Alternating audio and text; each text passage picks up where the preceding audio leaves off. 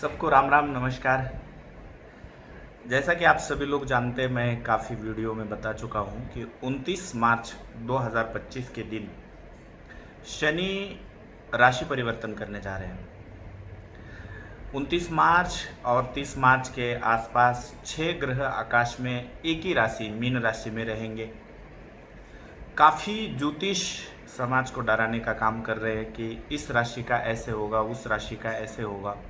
साथ ही साथ दुनिया तहस नहस हो जाएगी।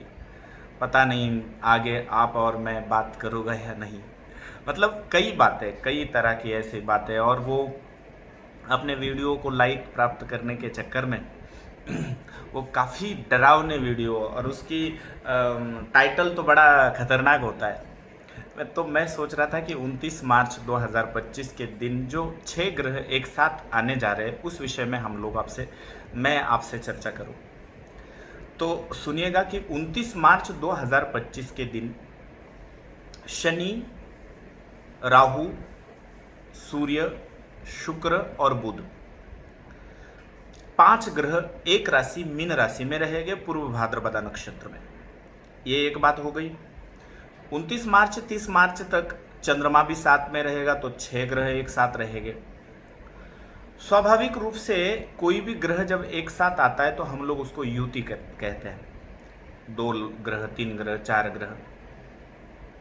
ग्रह सोलर सिस्टम में जब घूमते रहते हैं तो स्वाभाविक रूप से कहीं ना कहीं, कभी ना कभी एक साथ आने वाले हैं। उसका समाज अन्य पहलुओं पर, 12 राशियों पर इफेक्ट पड़ता है, पर इसका अर्थ ये नहीं कि पृथ्वी तहस नहस हो जाएगी और सबका मतलब दुनिया ही खत्म हो जाएगी। उसका ये अर्थ बिल्कुल नहीं है। ऐसी 6 ग्रह की एक साथ युति आपके भी पत्रिका में आप कभी देखी होगी, या कई कुंडलियों में आपने उस पत्रिका को देखा होगा। अगर हम 1965-68 की बात करें तो मैंने गए वीडियो में भी बताया था आपको कि 1968 में मीन राशि में शनि राहु एक साथ था।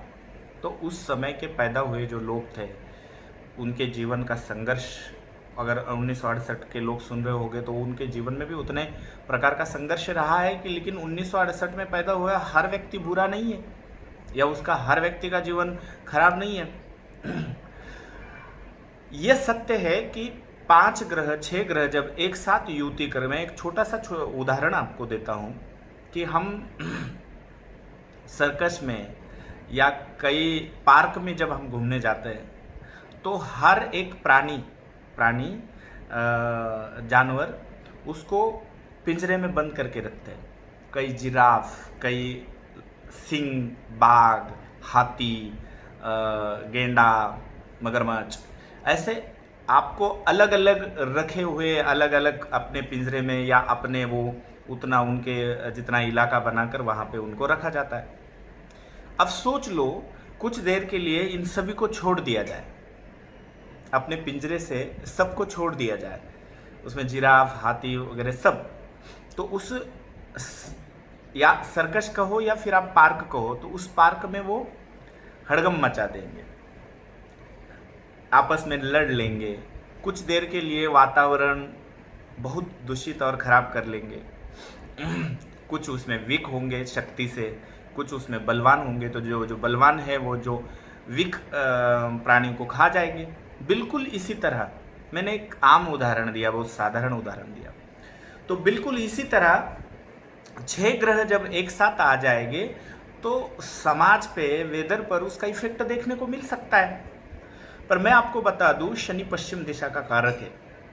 उस दिन सूर्य ग्रहण भी होने जा रहा है। हालांकि उस दिन जो सूर्य ग्रहण होगा उसका भारत में सुतक ही नहीं होगा, ना भारत के कोई व्यक्ति पर उसका कोई बैड इफेक्ट होगा। इसका इफेक्ट होगा पश्चिम दिशा में, मतलब पश्चिम देशों में, पश्चिम सभ्यता, पश्चिम संस्कृति, पश्चिम देश, पश्चिम की तरफ आने वाले, भारत से पश्चिम आने वाले, पाकिस्तान हो गए या पश्चिम देश जो भी हो गए, उसका उन देशों को, उन देश की व्यवस्था को, उन देशों की संरक्षण बाउंड्री को खतरा रहेगा। उस ग्रहण का भी, उस 6 ग्रह की युति का भी उस देश को, पश्चिम के तरफ के देश को भारी नुकसान देखने को मिल सकता है, नो डाउट, उसमें कोई शंका नहीं। पर कोई पृथ्वी का तहस नहस नहीं हो रहा है। हम 29 मार्च के बाद 29 मार्च 2026 में भी एक बातें करेंगे ऐसे उस पर। ऐसा कुछ अलग नहीं देखने को मिलने वाला आपको, या कुछ ऐसा अलग नहीं होने वाला। लेकिन पैसिफिक कुछ राशियाँ, जैसे मैंने पैसिफिक कुछ देश का हिस्सा बताया जिसको उसका नुकसान देखने को मिल सकता है, वैसे ही 12 राशि में पैसिफिक कुछ राशियाँ है जिसको इसका नुकसान हो सकता है और होगा। तो आज उस राशि की बात करते हैं। सुन लीजिएगा कि ये जो 6 ग्रह राशि एक साथ आ रहे हैं, इसमें एक ही ग्रह इनका शत्रु है, सूर्य। बाकी ग्रह तो आपस में मित्र है। शुक्र, बुध, शनि और राहु ये आपस में मित्र है। हालांकि इनका एक साथ आने का कई राशियों को फायदा भी होगा। मैं आज इस वीडियो के माध्यम से वो भी बता दूंगा कि आपको किस राशि को इसका फायदा है। तो मैं आपको बता दूं कि इसमें सबसे ज्यादा वीक होगा वो सूर्य होगा, क्योंकि वो ग्रहण योग में चला जाएगा, साथ ही सूर्य शनि के साथ भी होंगे। नीच भंग योग भी बनेगा बुध, तो सबसे ज्यादा जो कमजोर और सामान्य स्थिति में ग्रह है वो बुध है। अब इसमें 2 स्थिति है, 2 पाप ग्रह के बीच में बुध का आना मतलब बुध खराब हो गया। नीच भंग हो जाना मतलब बुध तो पहले से ही नीच का है, तो नीच भंग भी उसका शुक्र करा देंगे। तो जो लोग रिलेशनशिप में हैं, याद रखिए, जो लोग लिव इन रिलेशनशिप में, वो लोग इस 2 महीने बड़ा सतर्क रहिए, अपने फ्रेंड से दूर रहिए। क्या होगा कि समाज में एक ऐसा वातावरण आपको देखने को मिलेगा कि रिलेशनशिप वाले लोगों को लगेगा कि भाग जाए, शादी कर ले, कहीं ऐसे घूमने चले जाए, और वो उस समय का जो भी डिसीजन रहेगा उनका, वो डिसीजन उनको बहुत नुकसान पहुंचा सकता है, उनकी पूरी लाइफ पर इफेक्ट कर सकता है। ये एक बात। दूसरी बात, जो महिलाएं गरोधर है, गर्भवती हैं, उन महिलाओं को भी बड़ा सतर्क रहना चाहिए इस दौरान, क्योंकि बुध, चंद्र, राहु, शुक्र, शनि, सूर्य, ये 7-6 ग्रह जब बैठेंगे तो गर्भवती महिलाओं पर इसका बहुत बैड इफेक्ट देखने को मिल सकता है। मतलब वो सीजरिंग में गर्भवती अवस्था में मृत्यु, बच्चे की मृत्यु, उसकी मृत्यु, ऐसी घटनाएं समाज में उस 2-4 कुछ दिनों तक समाज में देखने को ज़्यादा मिलेगी। तो आप गर्भवती महिलाओं का विशेष ध्यान दीजिएगा।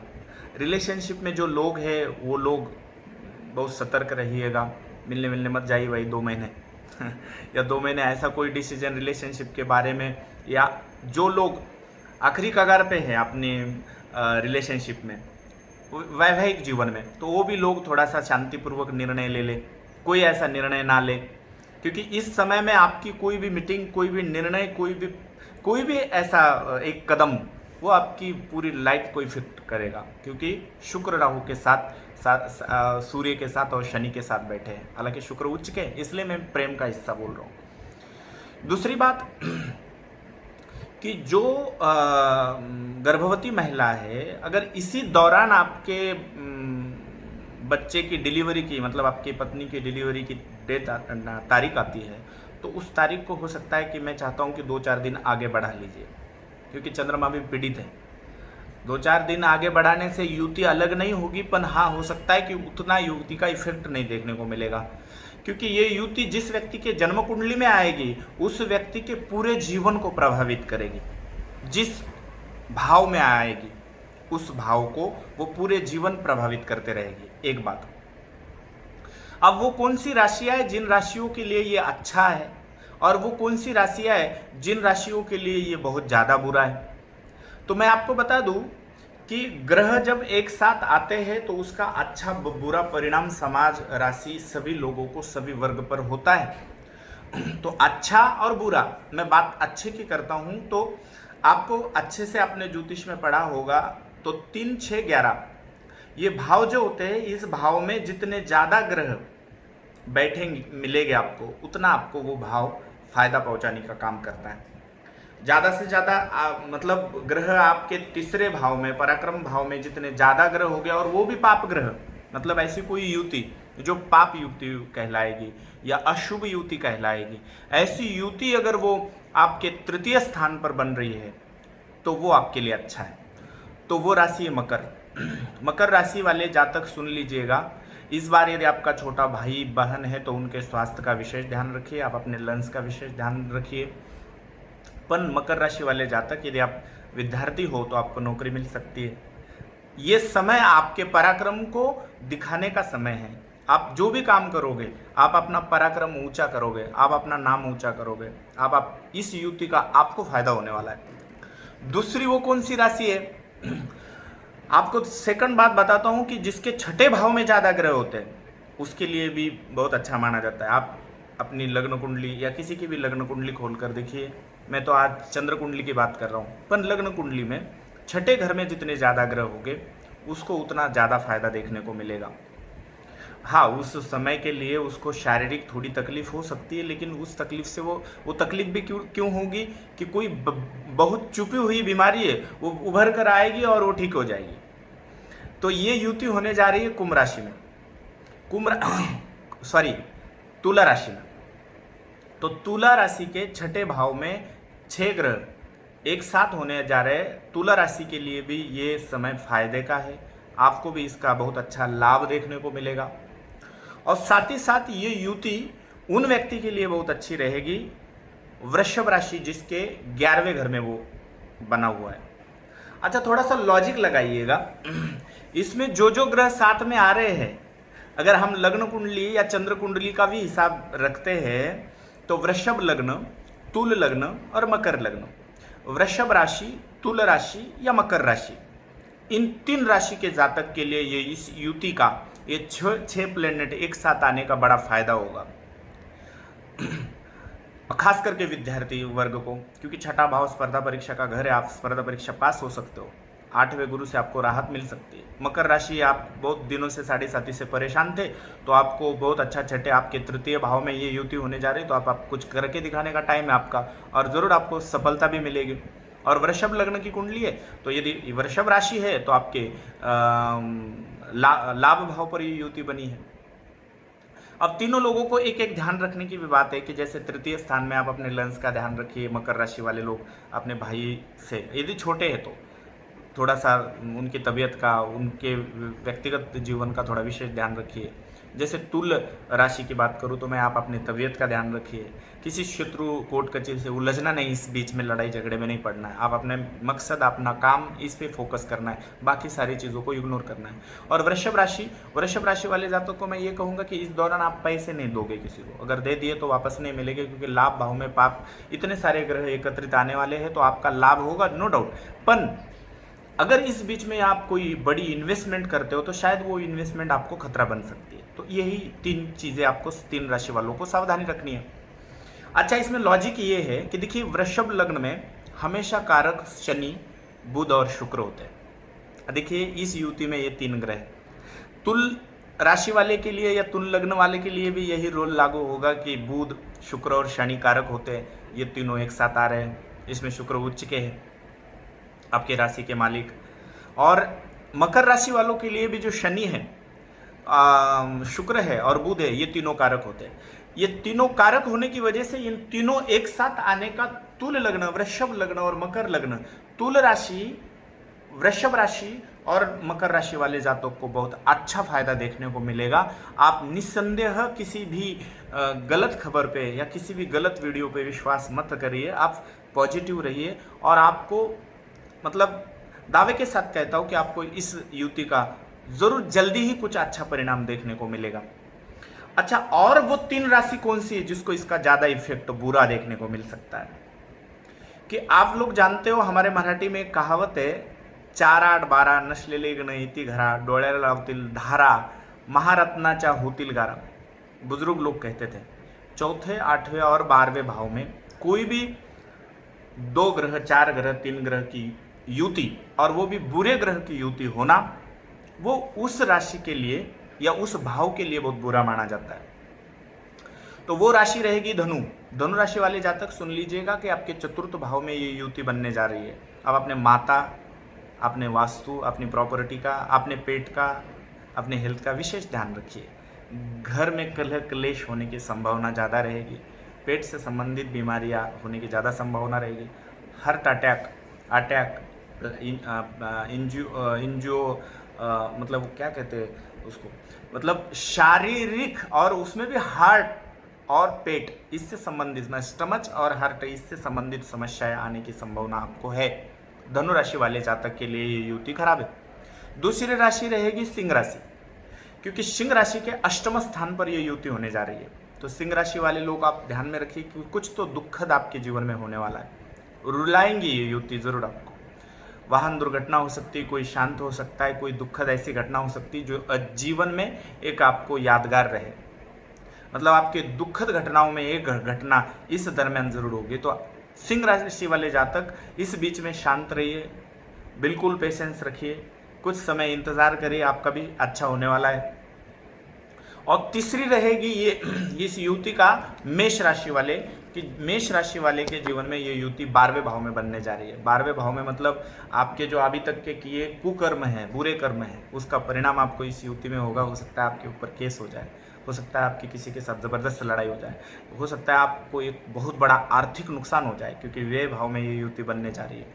कोर्ट कचहरी का भाव, व्यय का भाव, नुकसान का भाव ये। तो मतलब आपके धनु राशि, सिंह राशि और मेष राशि वाले जातक को इस युति का बहुत बुरा परिणाम देखने को मिल सकता है। ये लोग विशेष रूप से ध्यान रखें। शनि के लिए, इस युति के लिए स्थानिक पंडित के द्वारा कोई अभिषेक, कोई पूजा अवश्य कर लीजिएगा। नहीं तो आप मुझे मैसेज करिएगा, मैं कोई उपाय बता दूं आपको, जिससे कि आपको इस युति का कोई बुरा परिणाम देखने को ना मिले। पर याद रखिए, अन्य राशियां जो बची हुई है 6 राशियां, उनके जिस भाव में ये युति हो रही है उस भाव से संबंधित कारकत्व में आप विशेष ध्यान रखना। जिसके भी यदि तन भाव पे, तो आप अपने तन का, माइंड का कोई भी डिसीजन, जैसे मीन राशि वाले लोग हैं, कोई इस दरमियान डिसीजन ना लीजिए, आपका डिसीजन गलत हो सकता है, फंस सकते हो आप। मतलब आपके जिस भाव में ये युति होने जा रही है, अन्य राशियों की मैं बात कर रहा हूं, उस भाव से रिलेटेड चीजें विशेष सतर्क रहिएगा। और वो एक लोग कि जिनके जन्म पत्रिका में शनि राहु मीन में, ये सारे लोग मीन में बैठे हैं, उन लोगों के लिए ये युति ज़्यादा खतरनाक साबित होगी। जिनका भी शनि मीन में होगा, जिनका भी राहु मीन में होगा, उन राशि के लिए ये 2 मंथ बहुत बुरे हो सकते हैं। तो बस ऐसे कोई पृथ्वी का नाश नहीं हो रहा है, हम कल भी बात करेंगे, हम अगले साल भी बात करेंगे, किसी का कोई नुकसान नहीं हो रहा है। बस जो जो मैंने इफेक्ट बताए वो इफेक्ट आपको 100% देखने को मिल सकते हैं। नमस्कार।